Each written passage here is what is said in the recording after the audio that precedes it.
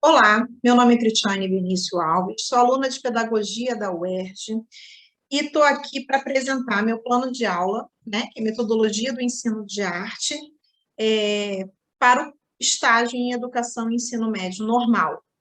O objetivo desse plano é proporcionar aos alunos de formação do médio normal uma compreensão sobre o modernismo brasileiro e a Semana de Arte Moderna, tanto nos aspectos teóricos quanto os metodológicos, né? Esse plano de aula, ele aplica-se aos alunos do ensino médio normal, para que este aluno compreenda todas as ferramentas, né, que os educadores utilizam para transmitir os seus conhecimentos aos alunos, buscando, assim, uma melhor forma de motivar as crianças, né, dando a eles o melhor aprendizado. Então, aqui é uma metodologia expositiva, né, explicativa. Eu vou estar mostrando para esse aluno as ferramentas, né, que ele vai utilizar para proporcionar a esse aluno uma melhor compreensão do ensino da arte para aplicar aos alunos do quinto ano, que tem aí, né, esse objetivo. Eu vou estar falando um pouquinho sobre o modernismo brasileiro, mas para falar do modernismo brasileiro, a gente tem que falar um pouquinho antes, né, o marco divisor para o modernismo brasileiro, e a gente vai estar falando aí sobre a culminância desse projeto e todas as questões. Então, antes, né, de se falar em modernismo, a gente precisa pensar como se deu esse processo, pensar antes como foi o processo para chegar ao modernismo. Alguns artistas vinham, né, um descontentamento da arte brasileira, que não era, assim, vamos dizer, uma arte totalmente nacional. Era uma arte voltada aos moldes do academicismo. A Academia de Belas Artes, ela foi implantada aqui no Brasil, né, juntamente com a Missão Artística Francesa. Então, de lá para cá, até, né, no caso de lá para cá, não, até o dia da culminância do modernismo brasileiro, essa arte ela era toda voltada aos moldes acadêmicos. E essa Academia de Belas Artes ela tem como viés os estudos nos padrões europeus. E aí esses artistas, né, com esse descontentamento, começaram a pensar, por que a gente não produz uma arte só nossa?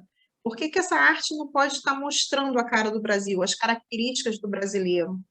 E aí começou esse movimento, aonde começou a se pensar sobre isso, né?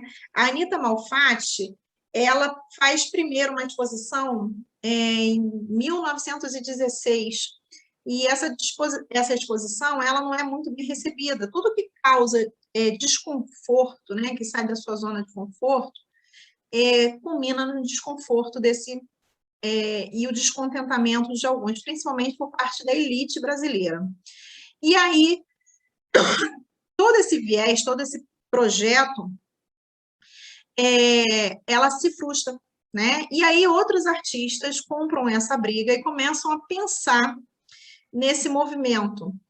E aí, propositalmente, né, em fevereiro de 1922, por que propositalmente? Porque faria 100 anos, né, da independência do Brasil. Independência essa que a gente ainda estava nos moldes europeus, principalmente no viés da arte. E aí, em 1922, acontece a Semana de 22, foram 3 dias, né, no mês de fevereiro, e aí vários artistas reunidos, entre eles engenheiros, arquitetos, pintores, escultores, poetas, músicos, né, eles começam as apresentações, e mais uma vez, não são bem recebidos, né? A gente vai aí ver que muita gente ficou bem chateado com esse movimento. Mas e aí? Semana de 22 torna-se, então, o marco, né, divisor da arte até então produzida pelos moldes acadêmicos, e agora sim tem o modernismo. E o modernismo, ele precisava se consolidar, e aí que entra todos os outros artistas, né, consolidando. E uma das principais, que não estava na semana de 22, porque ela estava, né, em Paris, tinha ganho uma bolsa de estudo, que é a Tarsila do Amaral, e ela, quando vem para o Brasil, ela pinta o quadro ícone, né, do modernismo, que é o quadro Abapuru.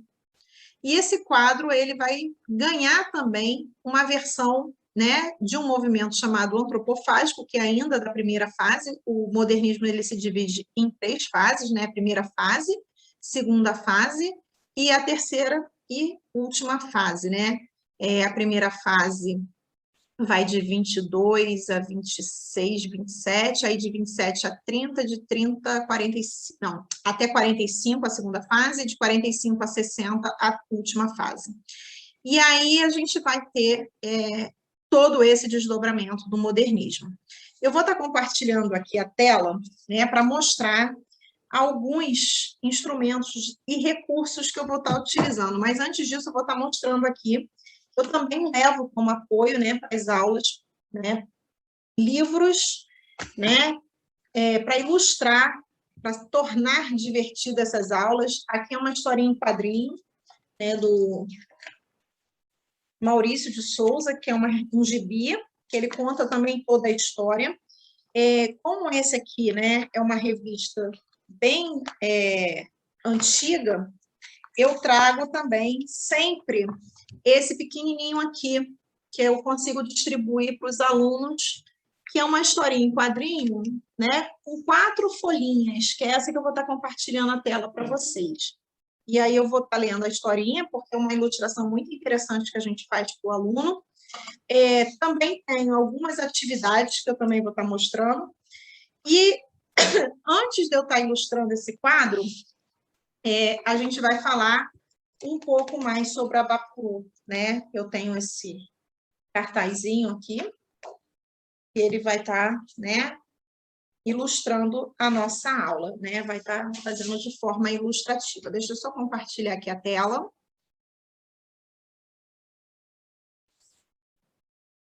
Então, aqui a apresentação inicial, né?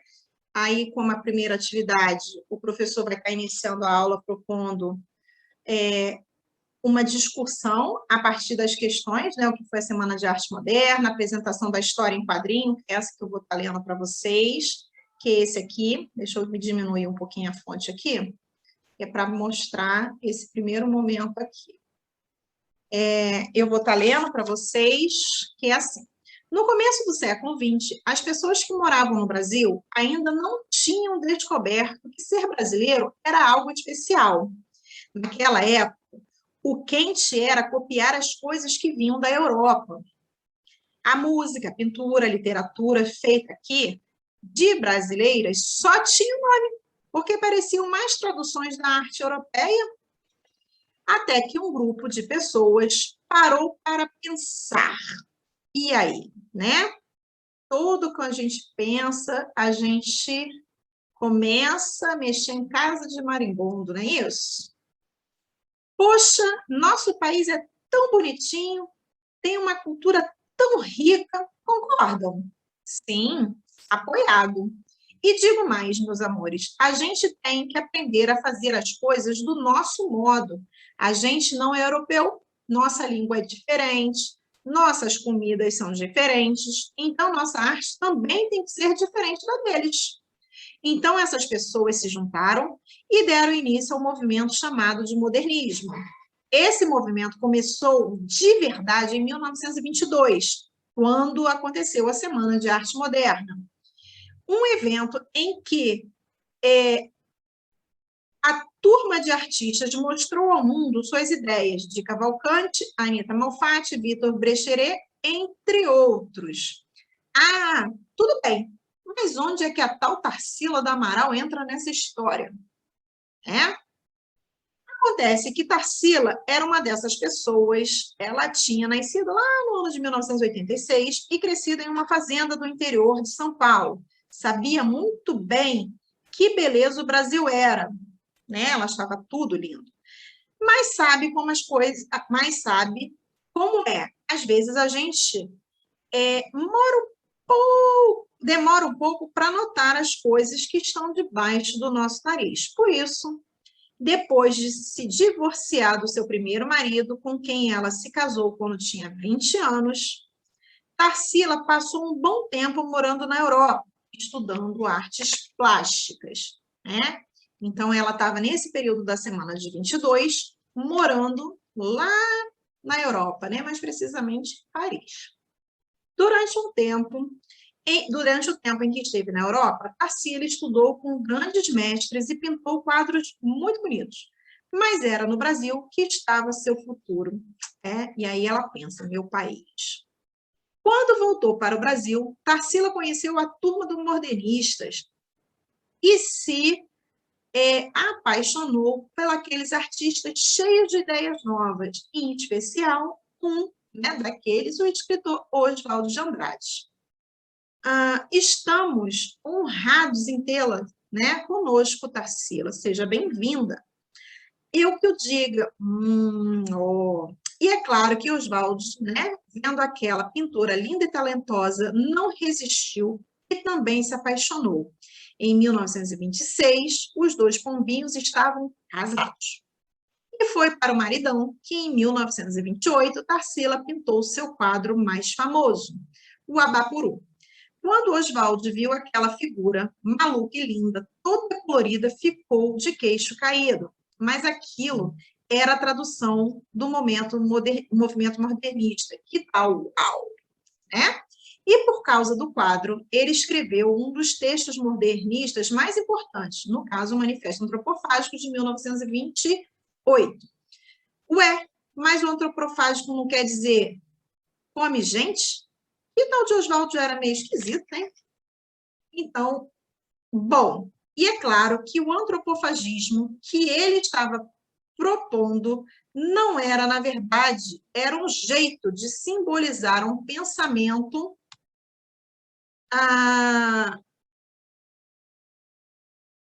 que, na verdade, né, era um pensamento. Ideia era mais ou menos assim. Quando a gente come alguma coisa, a comida não desce exatamente como entrou, né? Dentro da gente, ela se transforma em partículas menores que, né, convertem em energia. E o que não sobra é o cocô e o xixi. O que Oswaldo pensava era que a cultura europeia tinha que ser digerida pelo organismo brasileiro, né?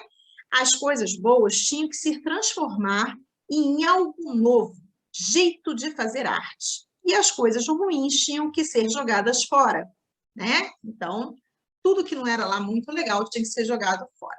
E o quadro, né, que deu nome ao início, né, deu início ao antropofagismo, é esse que eu tinha, né, mostrado anteriormente, que é o Abapuru. O Abapuru, a gente vai fazer a leitura da imagem dele, né? O que mais impacta, assim, que a gente vê, são as cores nacionalistas, verde, amarelo e azul, né? O mandacaru, que é o cacto com a flor, isso não é um sol, é uma flor do cacto, né? Isso escrito pela própria Tarsila. Ele remete ao índio, né?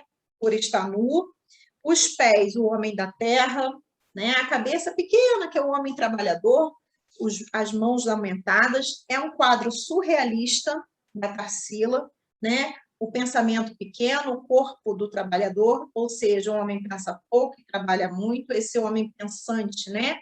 No caso aqui é o brasileiro, que depois desse quadro, ela vai estar fazendo um outro quadro, que é o Operários, que também vai remeter à ideia do trabalho.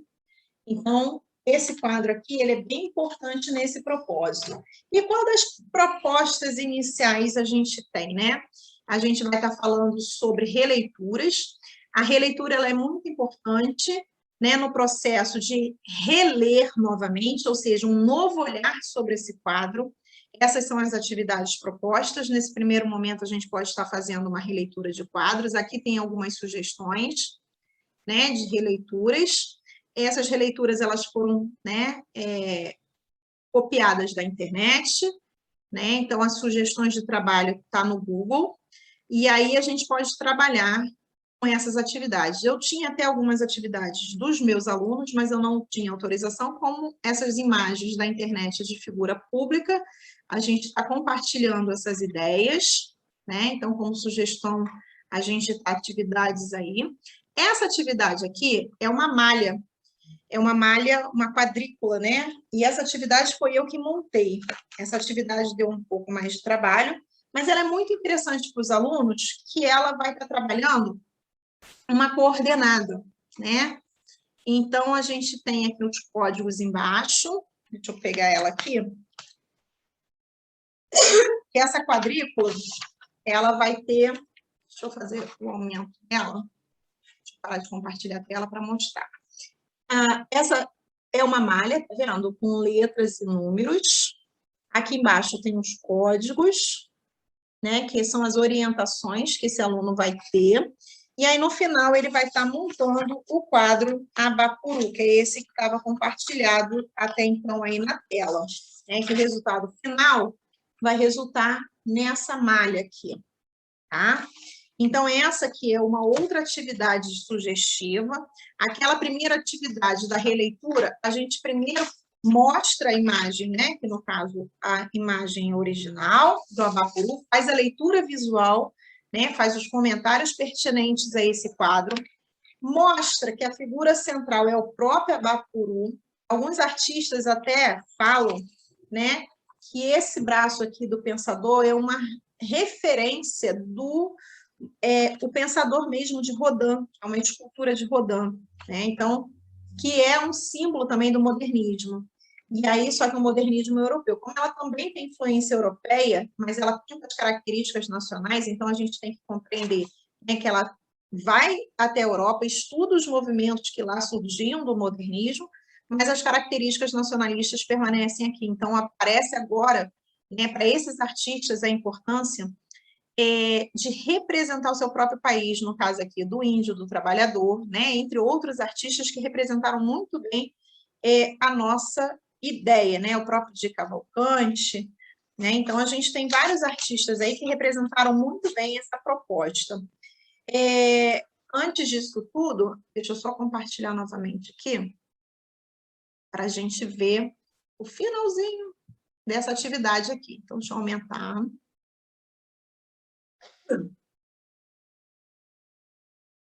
Aqui. Então, a gente tem aí essas coordenadas, vai finalizar com esse processo, né? O aluno ele vai estar colorindo toda essa atividade. Então, assim, são duas atividades aqui sugestivas, né? Para alunos, que esses alunos do ensino médio normal vão estar aplicando a seus alunos, contextualizando todo esse processo. Também como sugestão, né, esses alunos, eles podem também estar trabalhando mapas mentais, fazendo, né, organogramas, mapas conceituais, com cultura, com tudo destinado a isso, e as ferramentas utilizadas para isso. Não? Então, a gente apresentou aqui o projeto metodológico, né, com planos de aula, como esse aluno do ensino médio normal vai estar trabalhando todo o contexto, desde antes da Semana, né, de Arte Moderna, a Semana de Arte Moderna de 1922 como culminância desse acontecimento, ou seja, o marco inicial do modernismo brasileiro. A partir dessa data o modernismo nasce, né, mas ele foi gerido antes, ele foi pensado antes. E aí, como consolidar todo esse movimento modernista, né, que, para alguns estudiosos, encerra-se, né, em 1960, né, a partir de 3 fases. E aí, todas as atividades. E como é que vai avaliar o aluno? Né? O aluno vai ser avaliado durante todo esse processo, tanto o aluno, né, do ensino médio normal, quanto os futuros alunos desses alunos do ensino médio normal. Então, esses futuros docentes vão estar trabalhando com esses recursos e essas ferramentas. E cada um vai adequar, né, essas ferramentas aos seus alunos, né, da melhor forma possível. Então, eu vou estar encerrando aqui a minha apresentação, agradeço e encerro, né, essa atividade.